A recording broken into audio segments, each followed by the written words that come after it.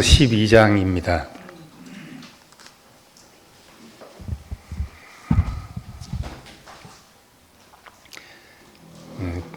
전체를 보는데 14절부터 21절까지만 읽겠습니다.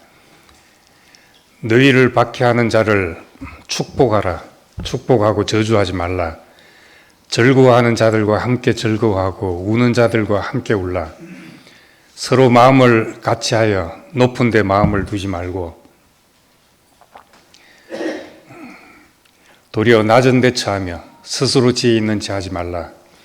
아무에게도 악을 악으로 갚지 말고 모든 사람 앞에서 선한 일을 도모하라. 할 수 있거든 너희로서는 모든 사람과 더불어 화목하라.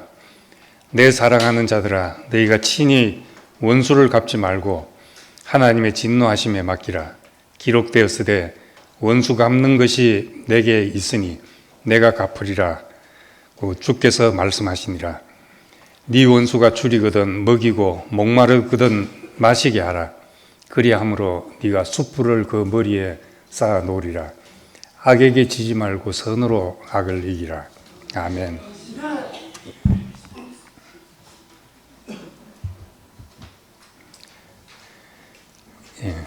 그 12장은 바울이 그러므로라는 단어로 시작합니다. 그 앞에 복음과 뒤의 삶을 이어주는 다리가 되는 말씀이고, 마치 이제 혈관에서 심장에서 이제 혈관으로 나와서 온몸으로 피를 공급하는 이제 그런 말씀과도 같습니다. 이 말씀은 이제 새로운 인간, 새로운 인류에 대한 이제 복음의 설계도라고 볼 수 있는데, 설계도가 아무리 놀라워도 실제로 건축물이 지어지지 않으면 설계도는 아무 의미가 없습니다. 그래서 하나님의 의가 또는 복음이 우리 삶에서 무슨 의미를 갖는가, 나를 넘어서 교회와 이제 더 큰 세상에서 어떻게 살아야 되는지 하는 말씀을 이제 12장에서 하고 있습니다. 지난주에는 이제 우리를 움직이는 힘은 하나님의 모든 자비하심이라고 했습니다. 하나님의 모든 자비하심에 사로잡혀 이끌리면은 이 말씀들이 이렇게 살아야 한다는 율법적인 명령이 아니라 이렇게 살게 된다는 당연한 서술이 됩니다. 그래서 새로운 인간이 된다는 것은 행동이 바뀌는 것보다 우리를 살게 하는 동력이 바뀌는 것입니다. 생명이 바뀐다는 것은, 생명은 우리를 살게 하는 힘이니까 우리를 그렇게 살게 하는 힘이 바뀌는 것이죠. 자동차 엔진이 휘발유에서 요즘은 전기차로 모터로 바뀌고 있습니다. 내연기관, 복잡한 내연기관에서 선풍기 돌리는 그런 이제 모터가 자동차를 굴려가고 있습니다. 이렇게 우리를 움직이는 힘이 우리 육신의 본성에서 하나님이 공급하시는 힘으로, 하나님이 우리에게 비춰주시는 그 영광이 우리를 움직이는 그 힘이 되어서 할 때, 로마서 8장에 말한 대로 죄와 사망의 법에서, 생명의 성령의 법이 죄와 사망의 법에서 너를 해방했다 하는 말씀을 우리도 경험하게 됩니다. 긍휼이라는 그 히브리어 단어 라하임이 원래 자궁에서 나온 말입니다. 자궁이라는 말과 긍휼이라는 말이 어원이 같습니다.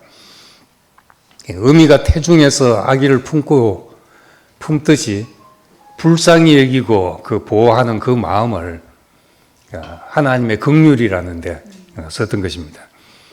그래서 이사야 49장 15절에 보면 여인이 어찌 그 젖먹는 자식을 잊겠으며 자기의 태에서 난 아들을 긍휼히 여기지 않겠냐. 그들이 혹시 잊을지라도 나는 너를 잊지 아니하리라. 이것이 이제 사람을 살게 하는 원초적 힘이지요. 사람은 참 어미 품에서 그 자란 그 힘이 육체적으로 음식 먹는 것뿐만 아니라 그 정신적으로도 안정감을 가지고 살아갈 수 있게 하는 그 힘이 됩니다.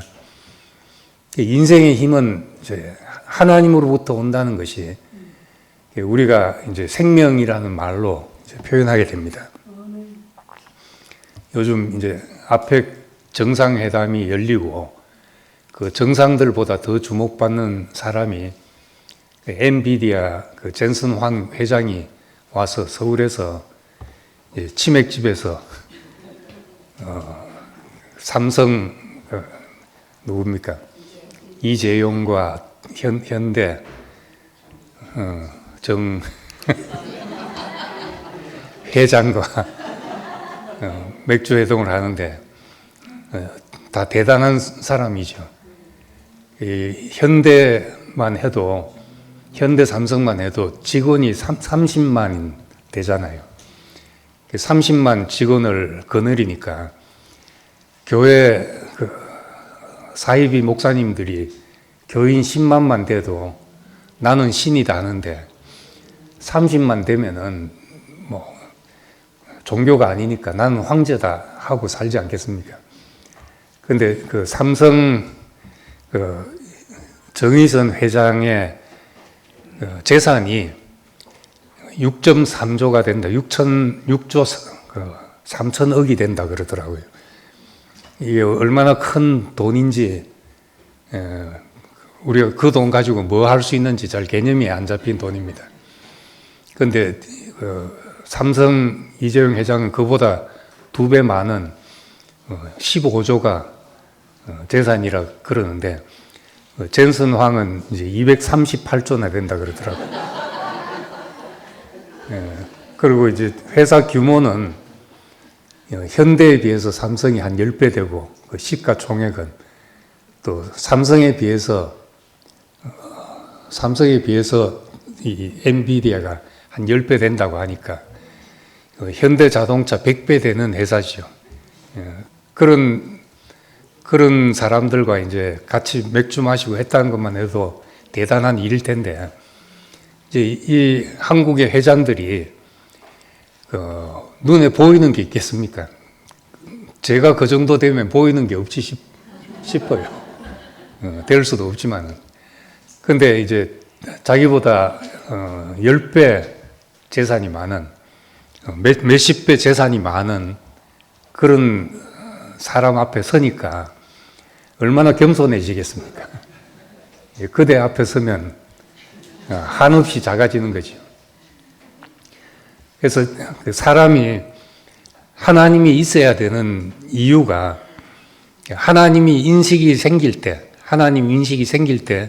이제 비로소 겸손해지게 됩니다. 하나님의 모든 자비가 우리를 움직이는 힘이 될 때 우리는 자랑하지 않는 사람이 되게 되죠.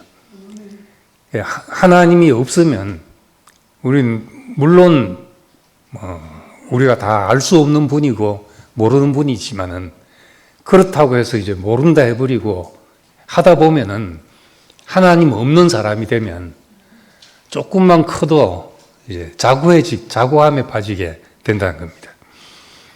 그래서 우리는 하나님의 모든 자비와 은혜가 마음의 변화와 몸의 드림을 일으키게 되고 관계의 변화, 그리고 우리 인생의 캄캄했던 자리까지 이제 빛을 비치게 한다는 것이 로마서 12장의 말씀입니다. 이 말씀을 이제 크게 세 부분으로 되어 있는데 3절에서 8절은 각 사람에게 주신 은혜의 분량대로 섬기라는 말씀입니다. 사람마다 다 다르다. 분량도 다르고 또 주신 은혜도 다 다르다. 혹 예언이면은 믿음의 분수대로, 섬기는 일이면 섬기는 일로, 가르치는 자면 가르치는 일로, 또 위로하는 자도 있고 구제하는 자도 있고 다스리는 자도 있고 긍휼을 베푼 자도 있고, 이거 다 한 사람에게 요구할 수 있는 일이 아닙니다. 어떤 사람은 그 면이 특히 더 많은 사람이 있죠. 그렇기 때문에 우리가 야구 잘하는 사람을 농구장에 가서 시험할 수 없잖아요. 마이클 조단이 운동을 모든 것을 오늘 잘하니까 농구 황제인데 프로야구에 가겠다고 이제 프로야구 구단에 입단해서 선수 생활을 했죠. 타율이 1할 때도 안 되는 타자가 되고 말았습니다. 그 사람은 농구장에서 평가할 때 가장 빛이 나는 것이고 야구장 가면은 이제 마이너리그로 내려가야 되는 그런 사람이 되죠.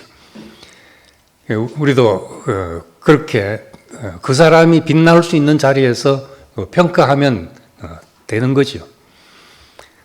그래서 오케스트라 연주로 말하자면 이제 자기 파트에 충실하라는 말입니다. 트럼펫이 바이올린 소리를 잔소리하고 있으면 안 된단 말이죠. 3절에서 8절은 그런 말씀들입니다. 자동차에서 이제 엔진만큼 중요한 게 바퀴잖아요. 바퀴가 쉼 없이 이제 거친 노면을 충격 흡수하고 달려서 가는데 이 브레이크는 그 달리는 바퀴를 밟는 것이잖아요. 밟아 서게 만드는 겁니다.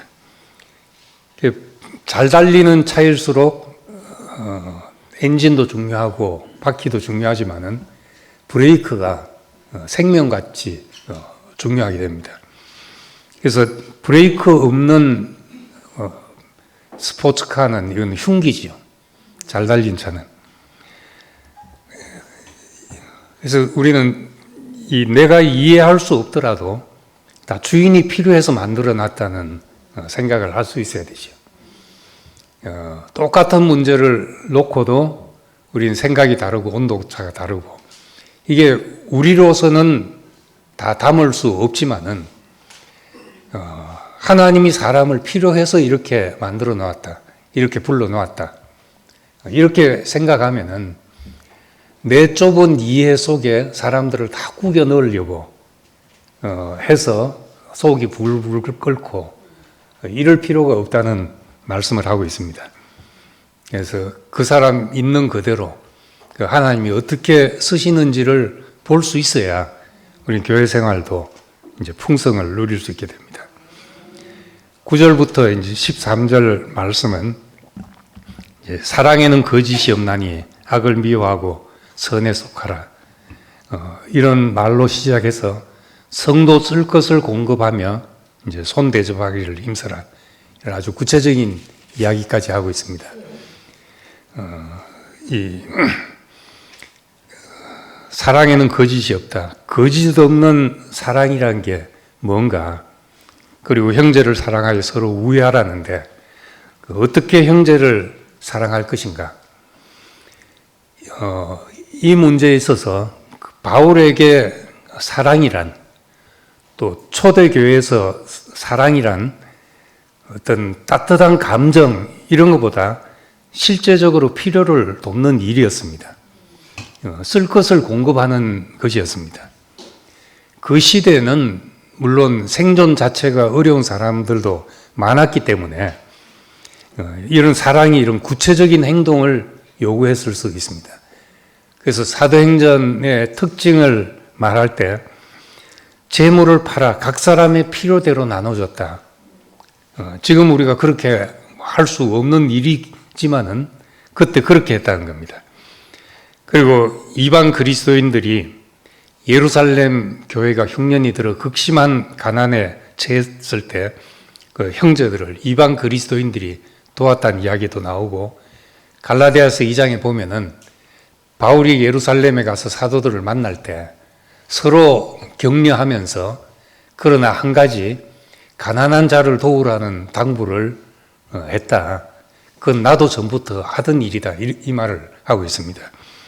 이런 말들은 그 시대의 초대교회 상황에서 사랑의 구체적인 증거기도 하고 사랑하는 방식이었죠. 사랑한다 이것이 말로 그냥 마음만으로 하는 것이 아니라 구체적으로 형제들이 상황을 돌보고 함께 나누는 그런 일이었습니다. 요즘은 우리는 이제 복지가 잘 돼서 웬만큼은 다 밥 먹고 살도록 하는 이제 그런 나라가 됐습니다. 근데 이제 율법은 구약 시대에는 율법이 그것을 지켜나갔죠. 고아와 가부를 돌아보고 나그네를 환대하고 이것이 율법 정신이었습니다. 이런 것이 이제 그냥 미덕으로 치부될 일이 아니고 산제물로 살아가고 하나님 앞에 합당한 예배가 되는 사람의 당연한 표현이라는 말씀을 하고 있습니다. 그래서 오늘 이제 물질로 돕는 사람 돕는 것이 사람을 더 나약하게 만든다 하는 것이 어떤 면에는 또 맞는 말이고 어떤 면에는 우리가 하기 싫은 일에 변명으로 내세우기 쉬운 그런 말입니다. 우리 요즘 얘기 들으니까 캄보디아 같은 데는 구걸을 하면은 사람들이 이제 뭐 그런 거 보고 마음이 동해서 주고 하는데 그 받는 돈이 교사들 월급보다 더 많아가지고 학교 교사들이 그거 그만두고 구걸하러 나선다는, 뭐 제가 사실 확인은 안 해봤습니다만 그럴 정도라고 합니다. 그러니까 그런 경우도 있죠. 그렇지만 우리가 이제 함께 공동체를 이루고 살아간다. 이제 한국말로 하면은 식구가 되는 것이고 함께 밥을 먹는 사람이 되는 것이고 성경의 표현으로 교회가 되는 것이죠.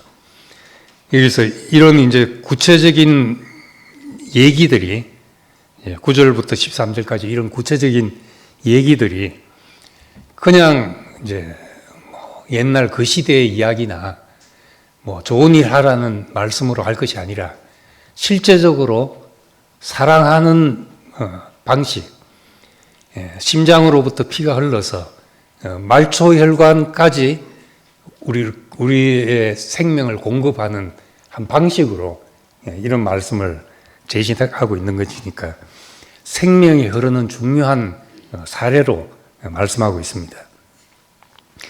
그리고 4절부터 21절까지 가장 오늘 읽은 말씀인데 가장 어려운 이야기입니다.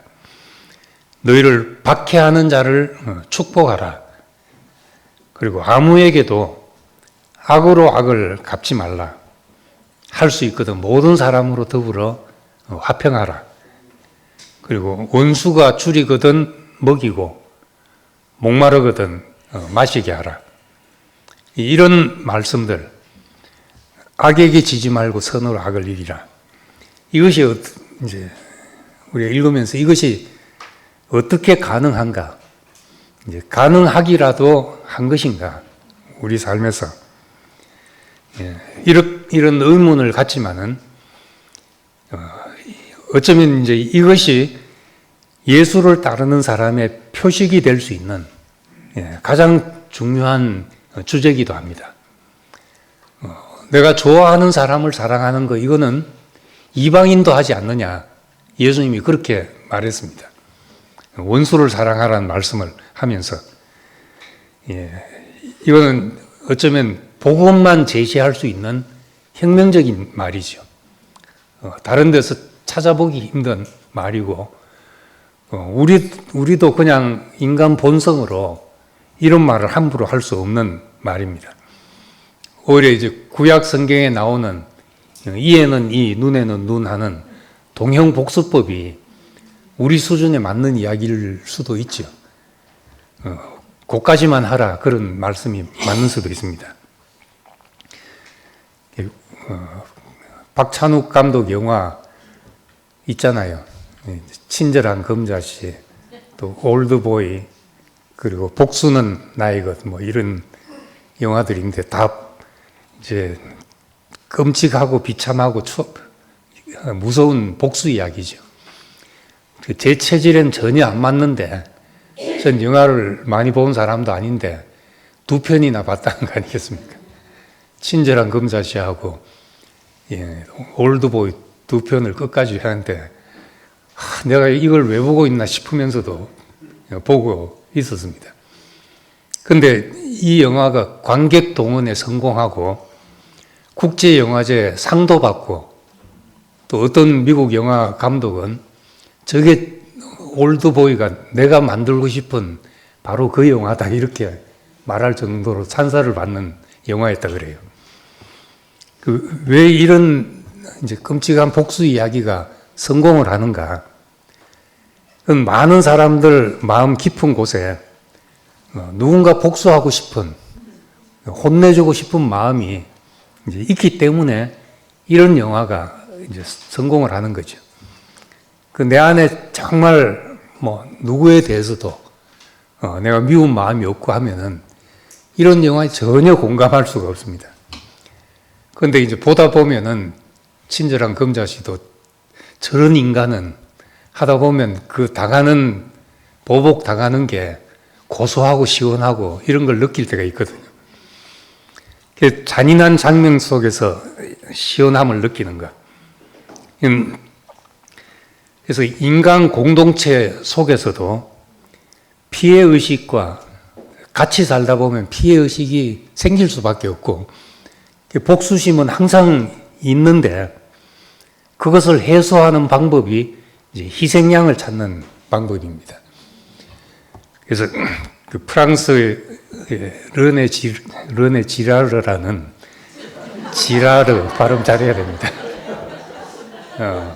지금 21세기에 기독교가 다 쇠락한 유럽에 기독교의 구원투수라고 말하는 이제 이 사람이 그 모방 이론과 희생양 메커니즘이라는 것으로 성경 전체를 설명하게 됐고 설명할 수 있게 됐습니다.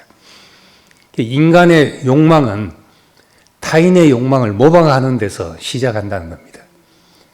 이 말을 이제 저대로 이해해서 설명하면은 짜장면을 먹어봐야 먹고 싶은 마음이 생기지 짜장면을 안 먹어본 사람 먹고 싶은 마음이 안 생긴다는 거예요. 개들을 처음 날 때부터 사료만 먹여서 키운 사람은 다른 것을 봐도 먹으려고 대들지를 않죠. 그와 마찬가지로 인간의 욕망이라는 것도 이제 봐야 생긴다는 겁니다. 이 모방 욕망이 갈등과 폭력을 낳는다.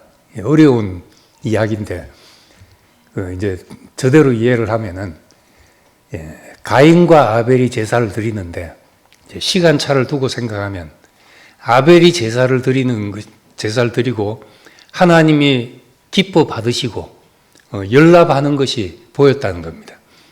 그러니까 이제 가인도, 자기도 드렸는데, 자기 건 안 받아들이시더라는 거죠. 똑같이 했는데. 그러니까 거기서 이제 분노가 일어나게 된 겁니다. 다른 예로는 흥부가 제비 다리를 치료해줘가지고 이제 갑자기 대박이 났는데 놀부가 그걸 보고 제비 다리를 부러뜨려가지고 붙여줘서 쪽박을 차게 됐다는 거죠. 거기서 이제 놀부에게서 일어나는 분노, 그것이 이제 폭력이 되고 이런 인간의 원초적인 본능을 창세기는 가인과 아벨의 이야기로 이제 풀어놓고 있는 겁니다. 그런 다음에 이제 네피림 시대가 오게 되죠. 이 네피림 시대는 사회적인 폭력이 사회적으로 난무한 시대, 포악함이 이 세상에 가득 찼다 했으니까 그런 분노와 폭력이 이제 집단적으로 가득 찬 사회가 된 상태를 말합니다. 이렇게 이제 폭력이 만연해 공동체 내부의 갈등이 심해질 때 이 집단은 자신들의 정오심과 불만을 이제 특정 개인이나 소수 집단에게 쏟아부어서 희생양으로 삼는 이것이 인류 역사 속에서 계속 반복된 이야기고, 이제 르네 지라르라는 사람은 이제 성경 전체가 이런 이야기다 하고 해석하고 있습니다. 그래서 이제 마녀 사냥을 한다든지, 뭐 동경 대지진에 그 조선인이 불을 질렀다 해서 분노가 그쪽으로 향하게 한다든지, 미국의 높은 실업률을 이민자들 때문에 그렇다고 몰아붙여가지고 이민자들을 차별하게 하고 학대하게 만든다든지, 이런 것이 다 희생양 삼기, 희생양 메커니즘이죠. 정치, 종교 모든 공동체에 나타나는 현상이라는 겁니다. 그래서 왜 어린 양인가? 사자를 희생양 삼으면 보복이 돌아오죠. 몇 배의 보복이 돌아옵니다. 그러니까 보복할 수 없는, 찍소리 못하는 존재를 희생양으로 삼아야 되죠. 가장 약한 것을 골라서 분노를 표출하게 만들어야 되기 때문에 이제 어린 양이라는 겁니다. 그래서 이 어린 양이라야 찍소리 못하기 때문에 옛날에는 어린아이, 인신 공양을 할 때는 어린아이나 처녀나 이런 사람을 했지, 뭐 장군을 잡아다가 희생양 삼는다 이런 얘기가 없잖아요. 이 이론을 이제 이분은 기독교와 성경 해석에 적용해서 맞든 틀리든 그나마 이 폐기될 위기에 있는 성경의 가치를 재발견한 사람으로 이렇게 평가받습니다. 인간은 미움과 복수심과 분노를 잠재울 희생양이 필요하다. 피해의식, 억울함, 복수심, 살면서 누구에게라도 생길 수 있는 문제인데 이걸 어떻게 해소하는가? 또 무엇이 우리의 보복의 악순환을 끝낼 것인가?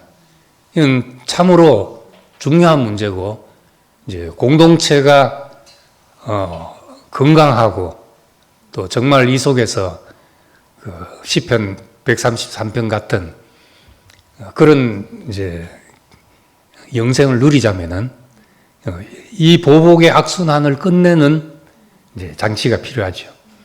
누군가를 희생양 삼아서가 아니라 이 로마서를 통해서 우리에게 주는 말씀은 이 모든 복잡한 관계 속에서 일하시는 주님의 신비로운 손길을 깨달을 때 보복의 악순환, 저주의 악순환이 끝나게 된다는 겁니다.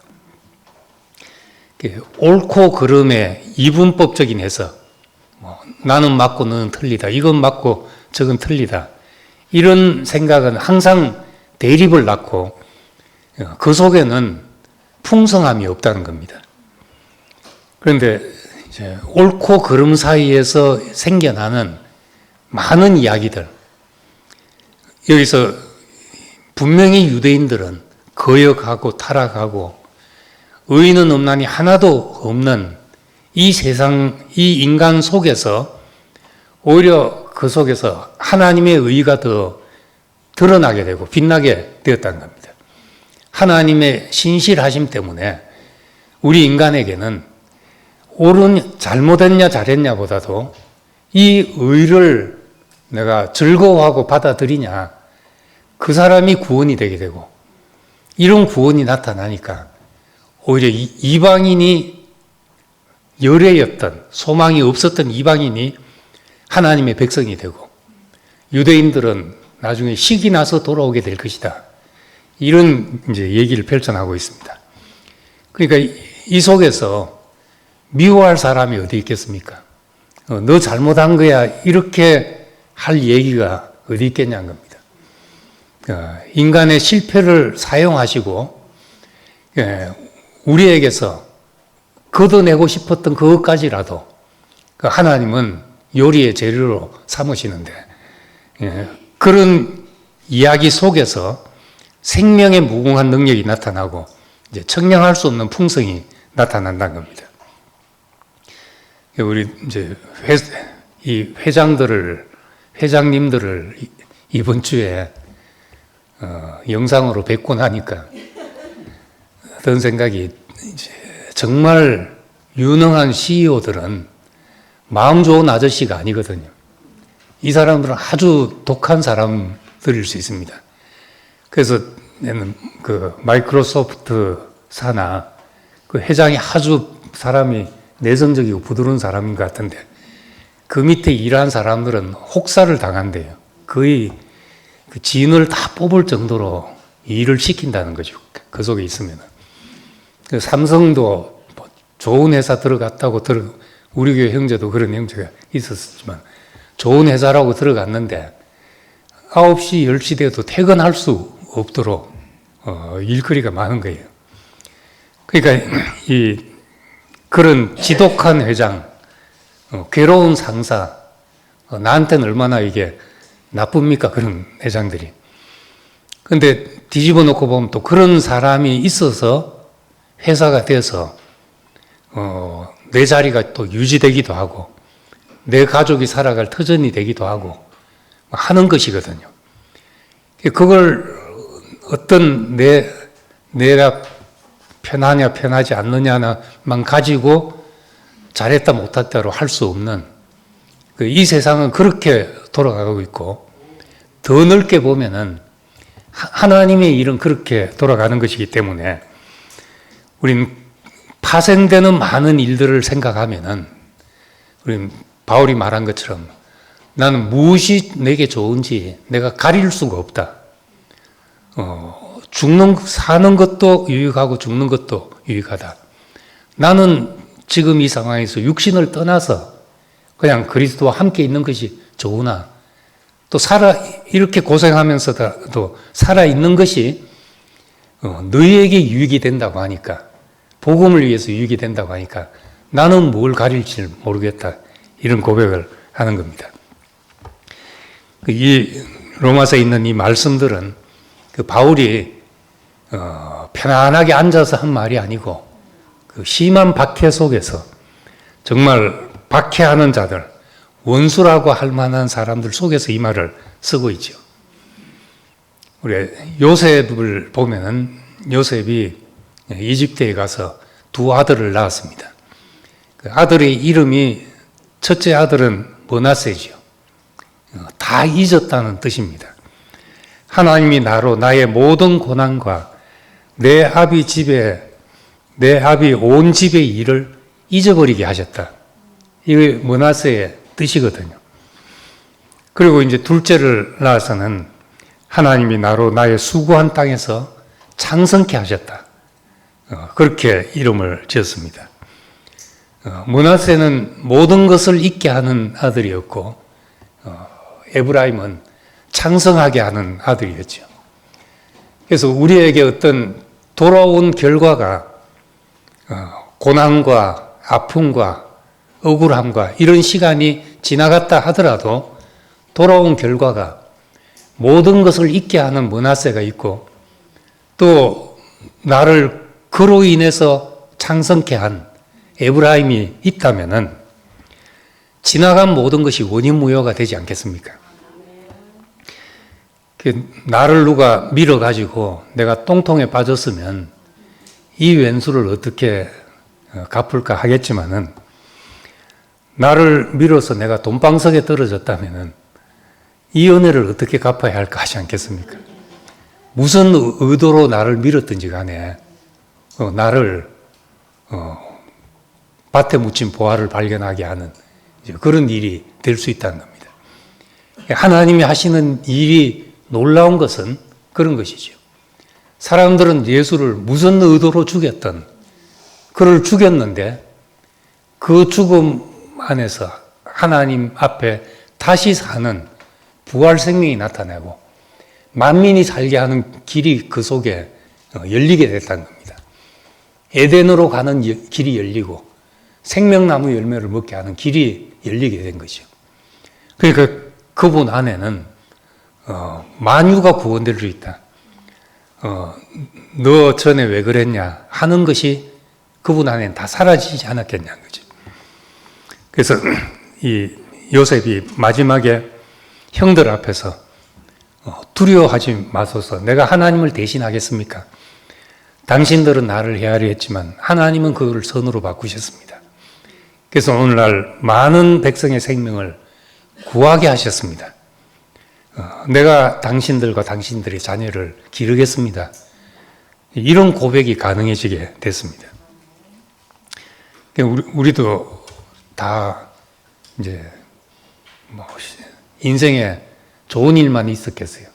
아픈 일이 있고 트라우마도 생기고 다 하지만은 그 지나온 것들이 다 지나가서 지금 우리 함께 가는 사람들하고 같이 살게 됐다. 나는 생각할 때마다 참 한 사람 한 사람 감사하고 내게 선물 같은 사람들로 이제 그렇게 생각이 됩니다. 근데 저는 이것이 문화세지요. 내 모든 지나간 것을 잊게 만드는 문화세고, 에브라임까지는 모르겠지만은 우린 그 문화세 안에서 그 주님이 주신 은혜를 누리고 살게 된 것입니다. 예수의 죽음을 하나님이 살리셔서 모든 사람을 살게 했다. 그 안에 우리 아담 이래로, 가인 이래로, 또 아벨 이래로 모든 억울한 피들, 계시록에 보면은 아벨 이래 그 신원하는 피들이 억울합니다. 내 억울함을 갚아주소서 하는 이 호소들이 더 낫게 말하는 피로 말미암아, 예수의 피로 말미암아 이것이 다 씻겨졌다. 정말 우리에게 온 복음이라면은 그것은 이제 14절부터 우리 21절까지 말씀이 가능케 해지는 복음이 될 것입니다. 유대인의 우리의 모든 고난 의문을 통해서 모든 고난 의문은 우리를 드러나게 하는 사건이죠. 우리를 드러나게 하고 그 드러난 것 속에 하나님이 우리 인생에 관여하셔서 복을 주시는 과정들이었습니다. 그 결과가 무엇이 될지는 우리는 다 모르죠. 단지 유대인의 실패를 통해서도 하나님이 이런 일을 하셨다는 것을 기억한다면 우리 인생의 넘어짐을 통해서도 어떤 일을 하실지 우리는 기대하게 되고, 우리 안에는 박해하는 자를 축복하고 악으로 악을 갚지 않게 되고 모든 사람으로 더불어 이제 화목하는 이런 축복을 누리게 되는 겁니다. 그래서 바울은 이런 걸 생각하면서 11장에 깊도다 하나님의 지혜와 지식에 부여하며 그 판단은 헤아리지 못할 것이며 그 길은 찾지 못할 것이다, 이렇게 말했는데, 그분 안에서 이런 측량할 수 없는, 우리가 헤아릴 수 없는 그분이 하신 일 속에서 우리의 사사로운 모든 것이 다 소멸되기를 바랍니다. 우리 기도하겠습니다. 사랑의 아버지 하나님, 우리는 우리 안에 그 억울함과 분노와 또 미움과 이런 감정들을 우리는 어찌할 수 없는 사람들인데, 하나님이 하시는 이 일은 그 모든 것을 사용하셔서 만민의 생명을 구하려 하시고, 모든 사람이 실어버린 이 건축자의 버린 돌까지도 집 모퉁이에 머릿돌이 되게 하시는 하나님의 놀라운 지혜를 보게 됩니다. 그 길은 우리가 헤아릴 수 없고 그 길을 우리가 찾을 수 없지만, 하나님이 있는 사람으로, 그분 앞에 있는 사람으로 살 때 우리는 자랑할 수 없고 교만할 수 없고 미워할 수 없는 사람으로, 내 인생에 일어난 일을 통해서 무슨 일을 하실지 모르는 사람으로 하나님 하시는 일을 기다리게 됩니다. 오늘 또 우리 안에 함께 계셔서 우리 안에서 행하시고 우리의 모든 어두운 구석을 하나님의 복음으로 비추시고 선으로 바꾸시는 놀라운 일들을 우리 교회 생활을 통해서 경험해 가기를 원합니다. 이 크신 은혜에 감사드리며 예수님 이름으로 기도드립니다. 아멘.